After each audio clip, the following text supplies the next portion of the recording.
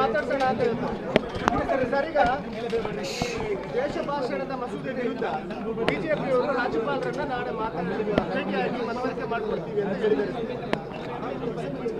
ಅದು ಸರ್ವಾನುಮತದಿಂದ ಪಾಸ್ ಆಗಿರ್ತಕ್ಕಂಥ ಬಿಲ್ಲು.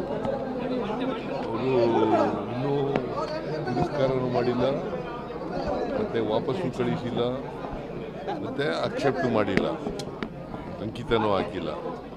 ನೋಡೋಣ ಅವರು ಯಾವಾಗ ಕರೀತಾರೆ ಹೋಗಿ ಎಕ್ಸ್ಪ್ಲೈನ್ ಮಾಡ್ತೀವಿ. ಬಳ್ಳಾರಿ ಘಟನೆಗೆ ಸಂಬಂಧಪಟ್ಟಂತೆ ಬಳ್ಳಾರಿಯಿಂದ ಪಾದಯಾತ್ರೆ ಬಿಜೆಪಿ ಅವರು ಹೇಳ್ತಾ ಇದ್ದಾರೆ, ಬಳ್ಳಾರಿಯಿಂದ ಪಾದಯಾತ್ರೆ ಮಾಡಲಿ, ಬಳ್ಳಾರಿದು ಮೊನ್ನೆ ಪ್ರಕರಣ ಮಾಡಲಿ, ಬೇಡ ಸರ್. ಈಗ ಆರಂಭದಲ್ಲಿ ನೀವೇ ಪಾದಯಾತ್ರೆ ಮಾಡಿದ್ದು ಸ್ಪೆಸಿಫಿಕ್ ರೀಸನ್ಗೋಸ್ಕರ. ಲೋಕಾಯುಕ್ತ ಅವತ್ತು ಸಂತೋಷ್ ಹೆಗ್ಡೆ ಅವರು ರಿಪೋರ್ಟ್ ಕೊಟ್ಟಿದ್ರು. ಏನು ಬಳ್ಳಾರಿಯನ್ನು ರಿಪಬ್ಲಿಕ್ ಆಫ್ ಬಳ್ಳಾರಿ ಮಾಡಿಬಿಟ್ಟಿದ್ದಾರೆ,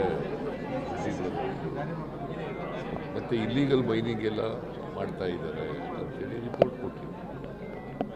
ನಾನು ಅದನ್ನು ಚರ್ಚೆ ಮಾಡಿದಾಗ ಅಸೆಂಬ್ಲಿನಲ್ಲಿ ರೆಡ್ಡಿ ಬ್ರದರ್ಸು ನನ್ನ ಮೇಲೆ ಮೈ ಮೇಲೆ ಬಿದ್ದರು, ಯಡಿಯೂರಪ್ಪ ಮೈ ಮೇಲೆ ಬಿದ್ದರು.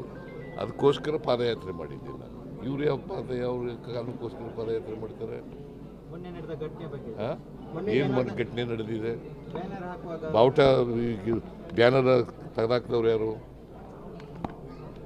ಬ್ಯಾನರ್ ತೆಗೆದಾಕ್ದವ್ರು ಯಾರು ರೀ? ಅದೇ ಪ್ರಚೋದನೆ ಆದದಲ್ವಾ? ಬ್ಯಾನರ್ ತೆಗೆದೇ ಹೋಗಿದ್ರೆ ಪ್ರಚೋದನೆ ಎಲ್ಲಾಯ್ತಿತ್ತು? ಬ್ಯಾನರ್ ಹಾಕಿದ್ದೇನು? ಮಹರ್ಷಿ ವಾಲ್ಮೀಕಿ ಪ್ರತಿಮೆ ಉದ್ಘಾಟನೆ ಮಾಡಲಿಕ್ಕೆ ಅದನ್ನು ತೆಗಿಬೇಕಾದಂಥ ಅಗತ್ಯ ಏನಿತ್ತು?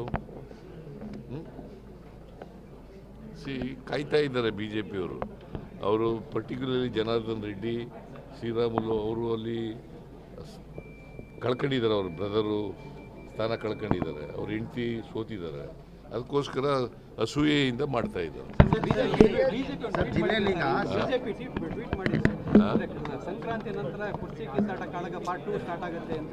ಕಾಳಗನೇ ಇಲ್ಲ, ನೀವೇ ಕಾಳಗ ಎಲ್ಲ ಕ್ರಿಯೇಟ್ ಮಾಡೋರು.